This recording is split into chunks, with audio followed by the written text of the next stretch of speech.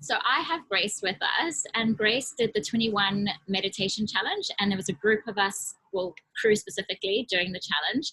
And we're connecting with Grace today because she got a lot of value out of it. So we're looking forward to hearing what your experience was, Grace, and welcome to the meditation blog.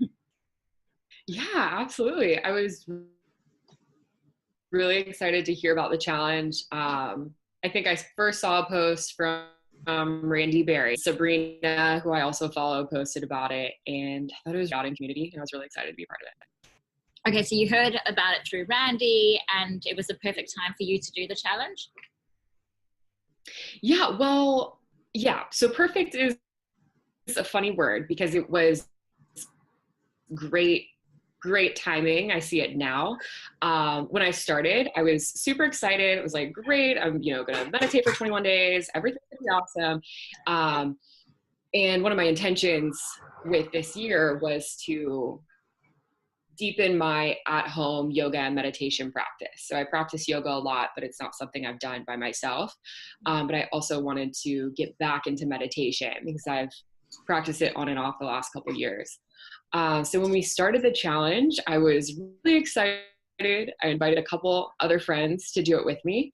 And in the middle of it, I went through like a couple just like big life things, like some relationships changed. I am currently finishing up an 8-month culinary program. So I had some, final cooking exams, or I had to write a huge paper, do some different projects, menu planning, a lot of stress, and the stress made me sick. And so through all of this, it was really interesting to have the meditation to come back to every day, because some days I would wake up in the morning and be super excited and do the meditation, and other days it would be the afternoon and I would kind of roll my eyes and think, okay, well, I've got to do this now. And since the 21-day challenge was focused on gratitude, that was really big for me as well. One thing in particular, it was kind of like Oprah says, her aha moment. And so the aha moment was, let's see, I have it written down on day 8.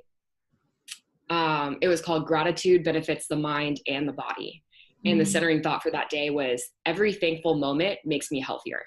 And I was very physically sick at that time. I had been sick, for a week, and I was so frustrated. And having the meditation that day, I had that aha moment where I thought, okay, this is the time where I can change my perspective. And I have the option to either feel sorry for myself that I'm sick and really feel miserable because I'm unwell physically, and I can allow that to affect my mental well-being.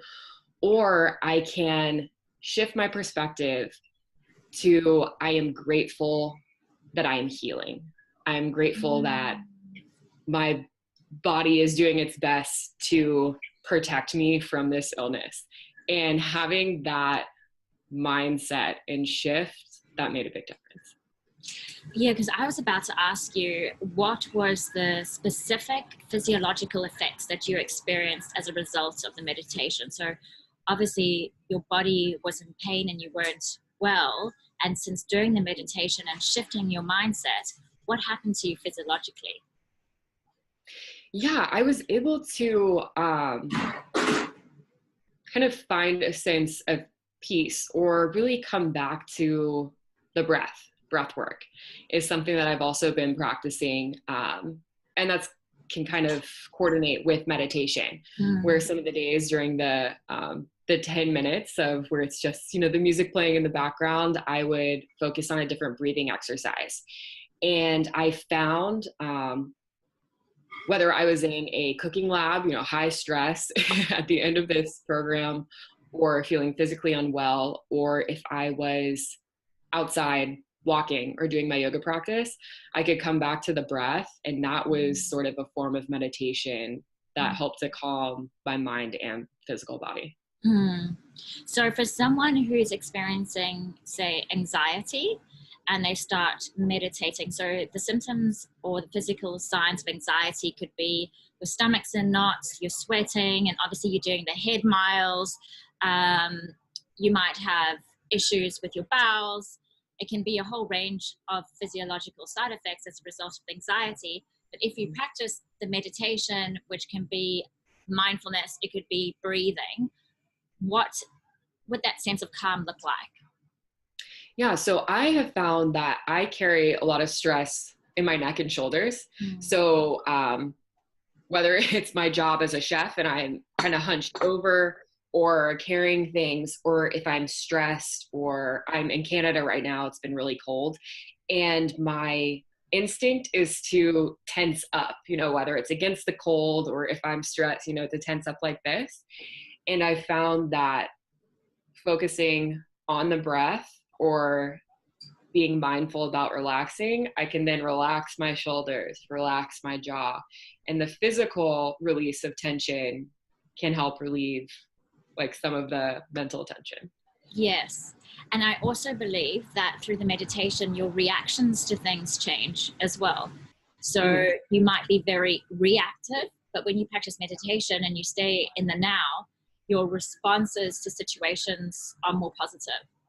So I know for me personally, I've also gone through a change, and I tend to personalize things quite a lot. So it's hard not to. But then I realized I've got a choice. So I can do things with gratitude and grace, which is the theme of the meditation challenge, or I can feel resentful and unhappy, and that can emit a vibe. Well, it does emit a vibe. And it's quite palatable. When your mindset is negative, then it creates an atmosphere in the room. So that was a breakthrough moment for me, because I was like, no, I want to be grace and I want to be gratitude. So what would that look like? And I had to really think about my thinking patterns and how that manifests into particular behaviors. Yeah, absolutely. And then you bringing up that it was focused on gratitude and grace. It was really interesting for me because my name is Grace, and I've learned to kind of, you hear, if it's like a religious song or you hear, different, like, show them grace, or you say grace before meals. And so sometimes I can kind of like tune it out. But for this meditation specifically, there were times where the focus for the day used my name in a way that like really struck me. So on day 2, the mantra was, I am divine grace. And while, the intent is like, you are like the divine grace, you are able to show compassion to other people. But since it was using my name, I was thinking divine grace. Like, I have the opportunity to be the highest version of myself. Yeah. Or, day 17, I looked back, and that day was a really tough day for me, just for a variety of reasons. And the centering thought for that day was, grace is perfect even when my life isn't. And when I heard that, I was like, what? It was so strange, because I was able to take that thought, and during the meditation, I was thinking, sure, maybe XYZ is going wrong, or this didn't turn out how I wanted it to, but I am still who I am. Like, I still have my core values, and I still have the opportunity to be the best version of myself, to be kind, to be loving, to show compassion to myself and others, where I can hold myself to that higher level even when my life isn't perfect. Grace is perfect even when my life isn't. And that love that. Such an interesting moment for me. That is awesome. And it is quite special how parts of that meditation can resonate with all sorts of people. And what's so fantastic about it is that there is a little blurb in the beginning where Oprah speaks and then Deepak speaks. So there's an opportunity for you to connect to the message and apply it to your own life. But your memory is insane. How do you go day 2, day 17? Were you journaling through the process? Or yeah, so I was journaling. So I have this journal. A friend sent it to me maybe the week before we started, because in Canada there has been a lot of snow and ice and no sunshine, and she said I needed sunshine in my life. So I had this journal, and then beforehand yachting has really brought out the organization and like preparation skills that I never knew I had. So I went back and I looked and I compiled some notes beforehand. That's so good. That's so good. And yeah, your message for crew who have somewhat probably limited knowledge of meditation and could be a bit fearful to do it. And as we've mentioned, it can be challenging. So some days you go, oh no, I've got to do it. I've got to, spend time for myself to do something that maybe I'm not quite open to today or have resistance towards. What would your recommendation be for crew who are interested in meditation but have a fear about doing it? I'm so glad you asked this. So last summer, I was on a really difficult charter where it was just kind of unusual. It was tough. It was challenging. I was doing my best, but I was alone. I was, a sole crew member. So I was the sole chef. And it was very difficult to me. And I saw on Instagram that a yacht stewardess named Sabrina, who I follow, and I reached out to her after the fact to tell her how it impacted me. But I saw that she and her roommate on the yacht, each night they would write down something they were grateful for that happened that day. And I thought that was so cool that for one thing, the two of them, they were taking that intentional time in the evening to kind of decompress and talk about their day. But I thought it was really neat that they were trying to find something to be grateful for. So I started doing that on my charter, and I printed something off, and it had a spot each day, one thing I was grateful for, and then my intention for the next day. And it really made a big difference, because even though I was alone on the boat and it was challenging and it was tough, I was able to look at our amazing yachting community and I didn't feel so alone. And then I felt like I had more of a purpose and I was able to be mindful about that. So I would pick out something I was grateful for from that day. And, it could be anything, like a meal that I made that went great, or taking a walk. And then something that also made a big difference was I would set an intention for the next day. And it could be, maybe the intention one day was organization, where I would focus on organization for the next day. How can I be more organized? What can I do that will set me up for success? Or I think one day it was move slowly, where I've attended, in a high stress or situation where you're moving fast, and moving fast isn't always the best way. So my intention for that day was to move slowly and intentionally, and taking that time each night before I went to bed. It really turned the charter around, and I was able to finish strong, and I do it every single charter now. That's brilliant. And I know it does work. It is so powerful, because when we were working on quite a toxic yacht, we were in the shipyard at the time, and we would dread just the thought of going to work the next day. And what we did, the whole interior team would walk together to the boats in the morning, and we would say a gratitude each, and we would just do it on repeat. So we'll just go, gratitude, gratitude, gratitude, and then back to the first person, gratitude. And it completely changed our day. Like, it was just incredible. It was life-changing. Yeah, I agree with how you are talking to yourself, or what you are doing, when nobody sees, or how you're speaking to yourself. It can watching, or getting rest, or to be running at your optimum level.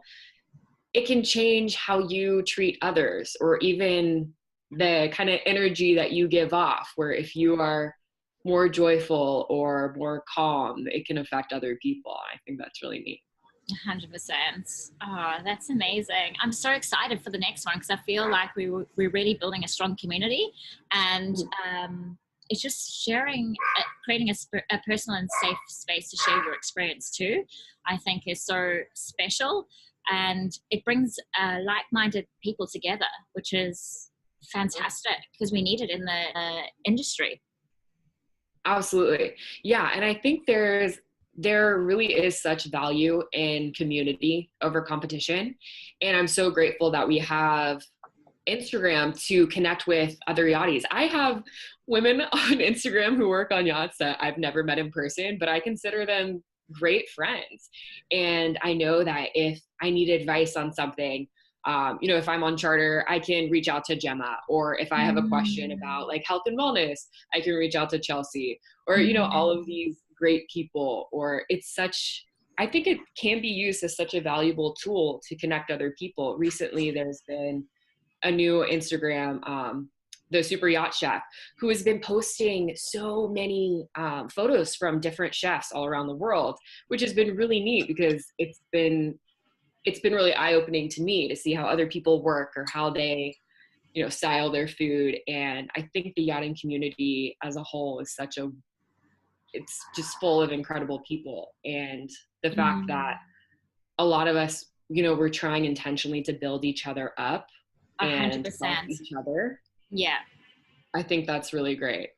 Yes. And we certainly need it because, as you know, there's a lot of focus on bullying, sexual harassment, and it can be quite a toxic environment to work in, and it's very isolating. So that's why building these connections and these friendships are so, so crucial in an industry like a super yacht industry.